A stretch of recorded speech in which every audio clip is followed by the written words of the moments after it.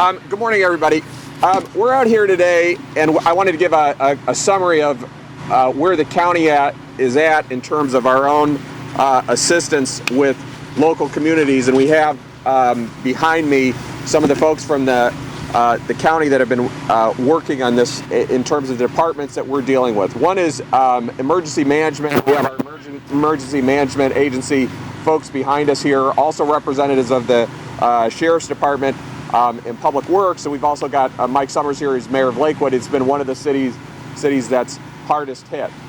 Since this whole thing happened, we've had folks out here pretty much on around the county on a round-the-clock basis. And I'm just going to summarize kind of what we're dealing with right now and what kind of things we've been able to do so far. First of all, I do want to talk a little bit about the Sheriff's Department. The Sheriff's Department has about 15 deputies that we've got specially assigned today that are available for any public safety needs that come up. And again, they can rotate throughout the county depending on what the requests are that come in. Just last night, for instance, they were at the Thurgood Marshall Center. We have 7 deputies out there that were helping with the emergency shelter security needs out there. When it comes to emergency management, we're operating through our Emergency Operations Center. We're working with the American Red Cross, RTA, United Way, in Ohio, and ODOT.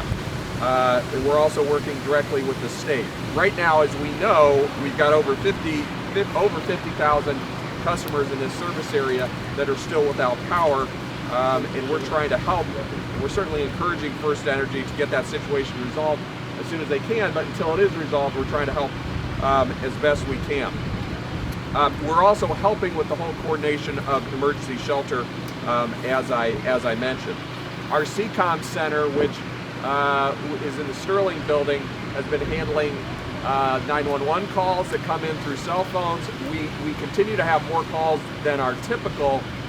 It's down. We had over 3,000 calls in the first, which is about 3 times more than normal in the initial hours of the storm. That has gone down, but we still have a high volume, and we're running extra personnel in there. We did have a situation, as I think most of you know, where we had to relocate them because of some building issues at the Sterling building, but those have been resolved, and actually we were able not to have any kind of disruption in service.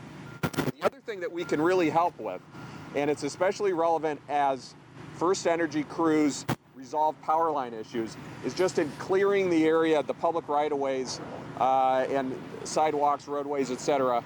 And our Public Works Department has crews out that are helping with that and have been ever since this whole thing happened. So where have we been doing that? Well, Fairview Park was hit very hard, as you probably know. Our Department of Public Works crews were out there at Coffinberry and Story Roads. City of Brattonall, we've had crews out there as well, helping them. City of Rocky River, more recently, had our folks out at Hilliard and West 210th, working with their Department of Public Works. City of Parma, we had our folks out there as well, working with the city there, especially around the Baldwin Creek area, if you know that part of the city. There's also water issues there as well, because the more we can clear the areas, the more we can get the water levels to recede. That's mostly in the southern part of the county. We are helping here in the city of Lakewood, which I know personally always has these kinds of issues. I had a tree across my driveway, and we were out of power, so I've seen it personally. But we've also had our Department of Public Works folks out here working with Mayor Summers' great team to help them with the cleanup efforts as well. I do just want to mention that we also have other efforts that we're doing when it comes to some of the water issues. There's about 350 homes where we've helped with flooding issues. If people need help, if it's a social service issue, I encourage them to call 211. On the public works side of it, and on the public safety side of it, it's more your city numbers. So if there's a problem like here in Lakewood, you call 521-7580 or whatever the city numbers are, and then we will help. So we've been in pretty constant communication now with the mayors and the public works directors, and we're going to continue to do this until until the situation is completely resolved. My friend and successor as mayor of Lakewood, Mike Summers, is going to give you a little bit of Lakewood-specific information. Mike? Thanks, Ed.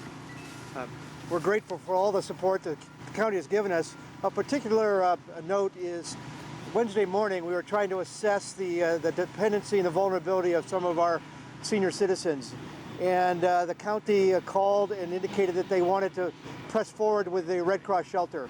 I think we were trying to figure out from a Lakewood standpoint what that meant.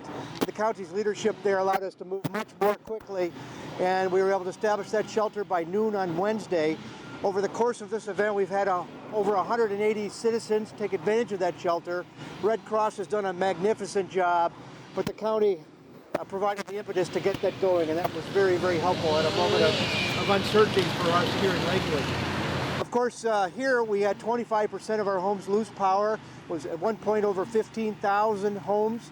Today we're at about half that number, about 6,400 homes are still without power this morning.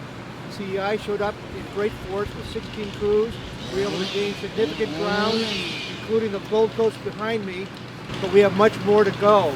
And one of the dramas will be cutting wires, removing trees still in the backyards at this point so that we can restore the power, and that's where we may be able to use some of the heavy equipment that the county has. So we'll be working closely with the county to gain ground on these particular neighborhoods, so we're very grateful. The Sheriff's Office has contacted the Cuyahoga County Chiefs Association within the last 48 hours to remind them that the Sheriff's Office is available, especially to those crews, those officers that have been out there for double shifts, where we can help out as far as relief factors.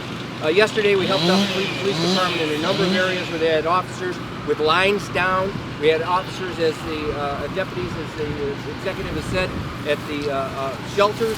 So we're here to help, especially in the relief factor. All we need to do is have a call made to the Sheriff's Office. We have plans in place to provide any assistance as we are provided to the Public Works Department, the Sheriff's Department. We're able to coordinate with various governmental agencies up to and including the Ohio Department of Emergency Management to provide any assistance that local communities would need. So obviously we've been in contact with each community multiple times over the last several days, but obviously if anybody has any unmet needs, any requests for assistance, they should contact us at our Emergency Operations Center. This is the first major weather incident that the new county government has really tried to deal with. We brought in a new team of people. They're very dedicated, very qualified, very professional, and we're doing more. What you've seen, what you've just heard described, it is more than the county has really been participating in the past, but I hope it's what people can come to expect in the future.